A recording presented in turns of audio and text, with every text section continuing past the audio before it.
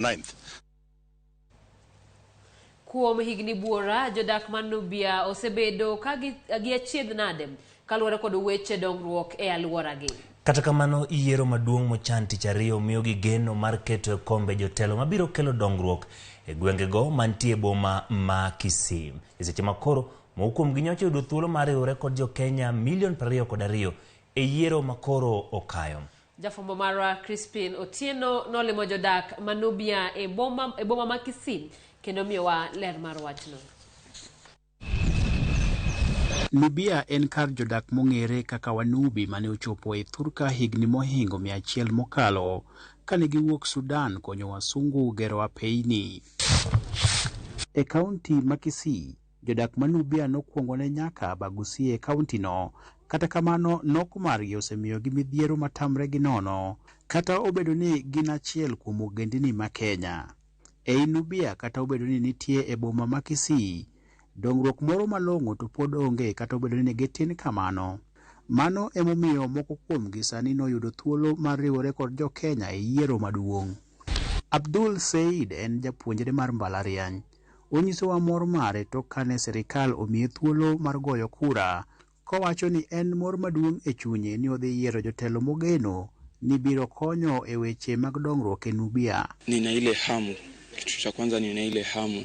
Sasa kwa sasa nimepata huu upenyo wa kupiga kura ambao kama mimi kama Mkenya ni furaha kwangu kupata hii nafasi ya kupiga kura. Kata obedo ni ohil kaluwore kod bedo ni odhi goyo ombulu, Said leronwa midhiero mokalo e mondo omiyo oyudo oboke mag goyo kura kaka jadhot ma Nubia Kisii. Imenichukua miaka 4 kupata ID yangu.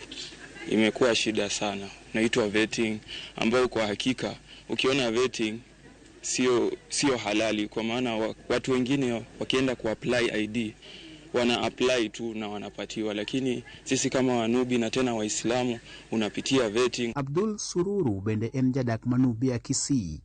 Oleronwa chandruok magikaloe kata obedo ni moko kuom gi dhi goyo kura tarik 9. Sani okinyal ng'ado ombulu ionge kata gi waiting. Wantine kata waiting ok miwa kaka Wanubi, lakini jomoko gimiyo waiting. In kisejaso ID ng'isi ni maru no seromo wano ng'iswa ni kikwamiyo waiting. Wakia ni ang'o miyo giluoro miyo wa waiting no. Sururu ma en jahigni 65 wacho ni yudhe mathoth dhi koso goyo ombulu ni mar ne ok opuodhgi.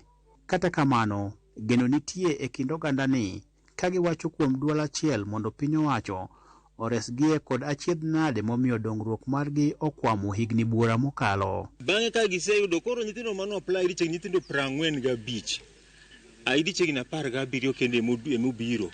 Koro wan kaka jogo ombulu waneno ka area wani wawito kura mang'eny nikech ID go dowuok nyithindwa ji dogo kura no mondo wayier ng'ama chunywa dwaro. Nafasi wakijaza katika ile form sehemu ya kijiji ukiandika Nubia ikipelekwa huko wana cancel, wanakulazimisha uandike Nyanchwa. Hii ni Nubia, hii sio Nyanchwa. Jogweng'ni koro medo mana jiwo piny owacho ket arita makare e kindeni mar yiero. Gikone gichano mar wuok oko kar rom gi tich ariyo mabiro mondo gin be giyud thuolo mar yiero jotendgi. Kata obedo ni jodak mag gwengegi ma Nubia osebedo gi chandruok kuom higni modhuro, gigeno ni yiero ma tich ariyo dhi miyo gi thuolo mar yiero jotelo makare mabiro konyogi e yor dongruok kuom higni 5 mabiro. Crispin Otieno, Ramogi TV, Nubia, Kaunti ma Kisii.